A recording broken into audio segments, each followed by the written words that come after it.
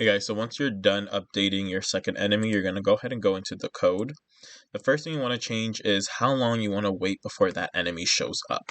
So maybe this enemy takes a little bit longer to show up, so maybe it has to wait every 3 seconds before that enemy shows up. And you guys can play around with the time. The next thing I want to change is how much points I get for this enemy. So maybe this enemy is a little bit more difficult to beat. So I'm going to make the score 2 points every time they get them.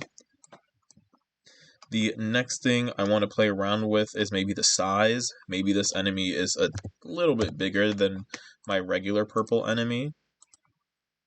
And then the last thing I want to go ahead and change is the move 2 steps.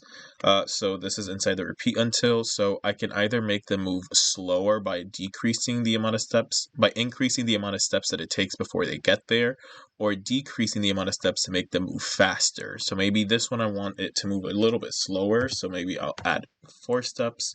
And you guys can go ahead and play with those numbers. So again, this move steps is how fast or how slow you want the enemy to move, how big you want the enemy to look, how much points you want the players to get when they defeat the enemy, and how much time you need to wait between every enemy that's created for this one. So that's essentially what you're doing for it, and you can go ahead and create as many enemies as you want. Again, you just want to make sure that you play around with the time, just so you don't make the game too difficult if you don't want to, and you can go ahead and start balancing your game. So that's kind of the main theme for that. The next thing I'm going to go ahead and show you guys is how to do a paint over.